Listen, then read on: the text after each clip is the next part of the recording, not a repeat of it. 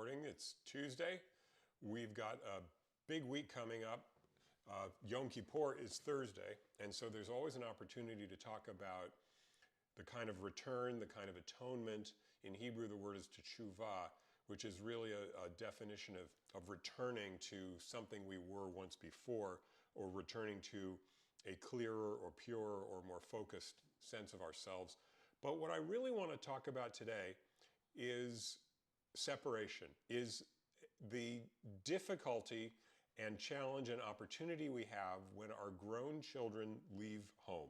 And that may be dividing or narrowing my audience today to a very specific group, but I really want to dedicate today's Facebook and YouTube Live to my sister Susie. This is a little bit of a love letter to you, Susie, because I know that you'll be taking your son Miles to college this Friday, and that is a very challenging and difficult but also exciting rite of passage. And I want to just talk about what it means when we separate. And I do want to maybe take back what I said about this narrowing the audience, and I want to expand it a little bit, because the truth is that as parents, and maybe this even connects to anyone that we're deeply enmeshed with, not just loving or in love with or caring for, but people whose lives are literally woven into the fabric of our own. And there's a very difficult border that needs to be drawn, that needs to exist between us and the people that we have, with whom we have this enmeshment, because at a certain point, we have to recognize that we're all individuals. We're all responsible for ourselves. And the truth is, our human dignity can only come from our own independence, our ability to stand for ourselves. And I think the most powerful relationship that can happen between any two people, whether they're a spouse and a husband and wife, or partners, or husband and husband, doesn't matter, and parents and children, can only happen when the two people are coming together as powerful and strong individuals. Now, let me rephrase that. It obviously can happen when the two people in it are not strong. That leads to codependence and all kinds of complicated dysfunction. But the healthiest relationships are when two people are coming together out of choice, out of their own individual strength, to recognize the gains, the strength, the enrichment, the meaning, the way they can build each other's lives up by coming together. That's, for me, really the definition of the most powerful partnership or interrelationship.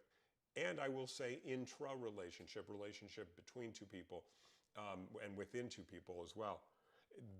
That's the goal that we're heading for. So if we start with that goal, that idea that we want to create relationships between the two strongest people that we can be in that partnership, then it leads to the objective and very, sort of intellectual acknowledgement that I'm sure even you, Susie, understand, that we need to separate from these people that we have grown, that we have known since birth.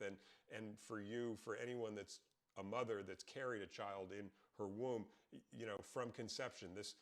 There was a great line in the 1980s drama, 30-something, where I think Hope, or was her name Faith, the woman who was sort of at the center of the kind of soap opera drama that the show was, she said, "Life comes from our bodies and life feeds from our bodies."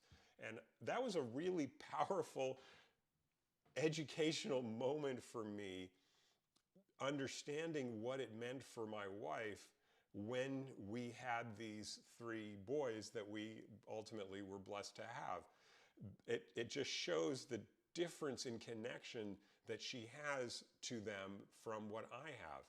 And it's easier for me to sit here and say, we need to separate, we need to be independent, we need to let these children, these teenagers, these young adults become their full independent selves,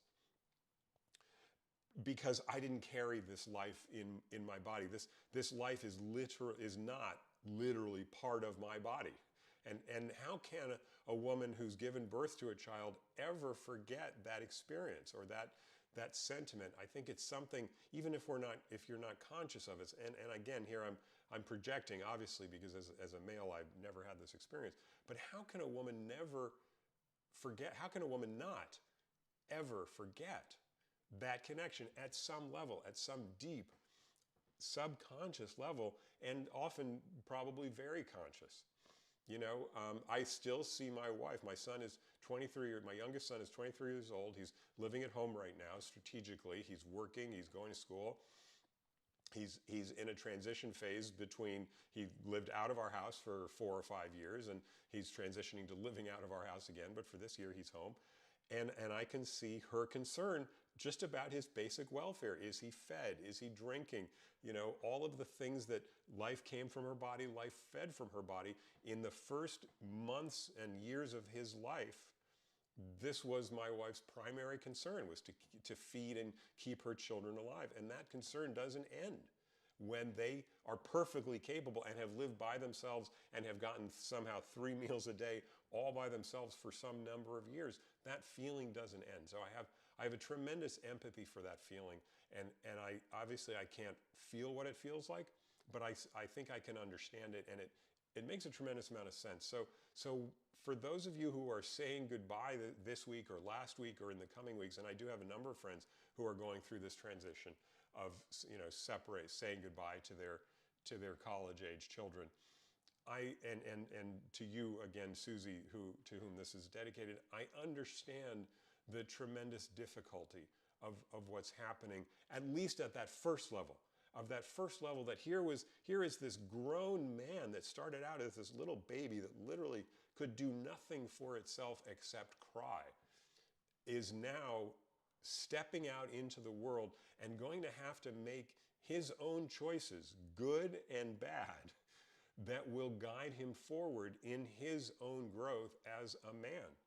And as parents, we don't get to be part of that growth anymore. That's what that separation means. So the sadness that we feel as we contemplate saying goodbye to these teens, and as we ultimately will come to say goodbye to them, is that sadness of we're not going to be there for them if they need us, when they need us. We're not going to be able to anticipate their needs. We're not going to be able to remind them of pitfalls ahead of them to save them from themselves. And sometimes, I'll joke, not so much even joking with my wife, that when we see one of our sons just completely committed to his own course, and we only see the pitfalls or the potential challenge that's ahead of them, we say to ourselves, we can't save them from themselves. And that means that they're going to have to go through whatever mistakes we can foresee on their own and grow from it. And of course, I do have to say that not all of those things that we foresee happening actually come to pass. I do have to be honest about that and say we often think things are going to not end well, and it turns out they work out. But there are also those times when we think, oh, this is not going to end well, and sure enough, they don't.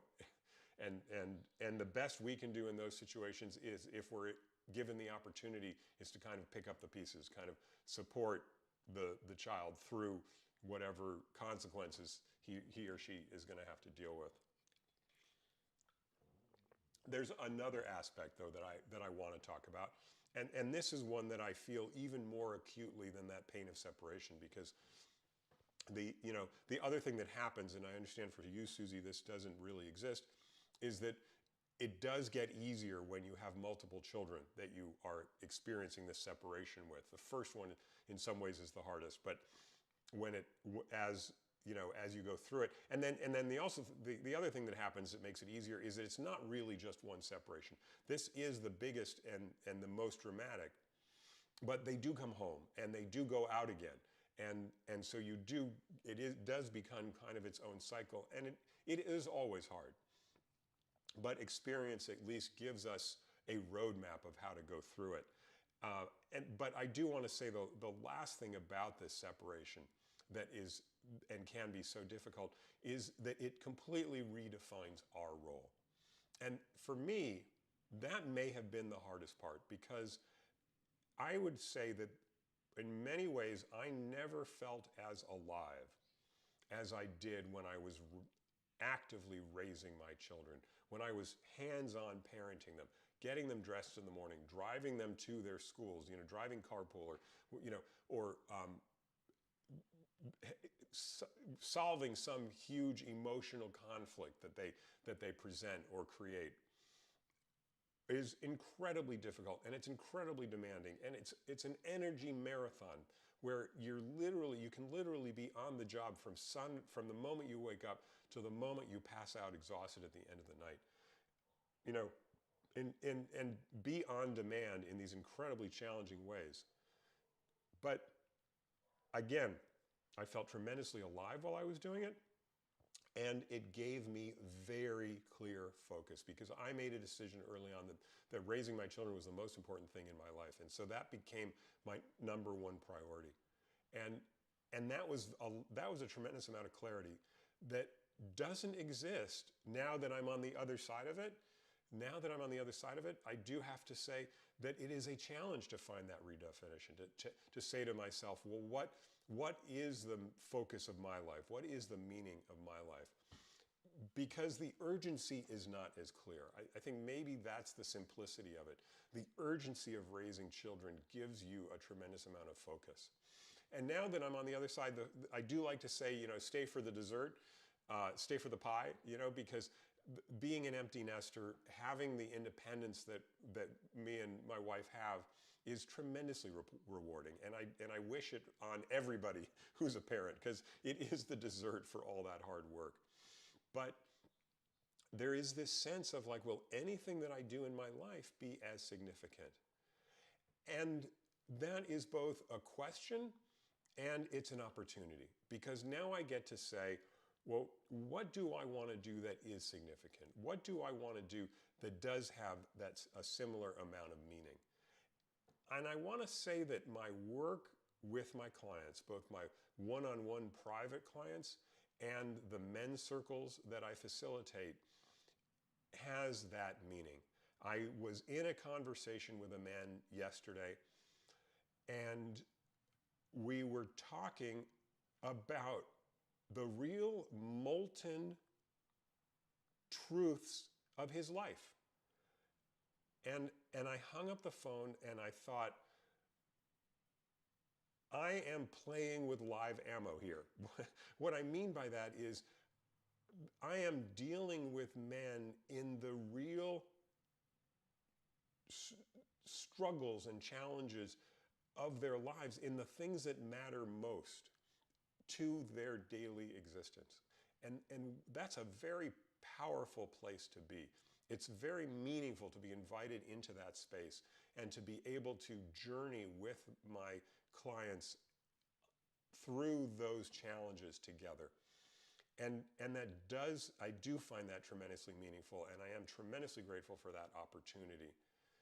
And so for you, Susie, and for every parent that's saying goodbye to a child either last week or this week or earlier in the month, whenever it's happening, I think that the opportunity for us to find what's meaningful for us in this new phase. It's tempting to say this second half, but who knows what's a half? And there feels like something condescending when we say the second half of our lives. But how about just life is a series of changes? That's what Buddhism teaches us. That that is the most important change is really the only constant of life. And so we are experiencing this tremendous change, and we have this opportunity to really ask ourselves, well, what do we want to do and what do we want to be? And that can be very scary, and I understand that, because it doesn't have that urgency of focus. It doesn't initially have that same emotional meaning either, but it is also its own tremendous opportunity. And I hope you find that in the new opportunities that await you. And lastly, I want to say, I hope you give yourself, both you, Susie, and everyone that's experiencing this right now, that you give yourself patience, that you give yourself the time to discover it, that you don't judge and you don't rush, and that you allow it to unfold and evolve naturally, this new sense of yourself, this new idea of what your focus is going to be. and then the steps to pursue it, because you deserve it. We deserve the time to just live in the new space, to live with the change that we've experienced, and to acknowledge that this growth step is critical both for the person who's going, the teen or young adult who's going off to seek their fortune, as they used to say, and to us, and to give ourselves that space, and to have the confidence that we can find that new meaning, that new thing or things that we're really going to want to focus on. Thank you for watching. Please watch my other videos at my YouTube channel, Mark Rothman Progress Coach. I will not be here next Tuesday or the Tuesday after because of religious holidays. We will pick it up again, and I think the first week of October.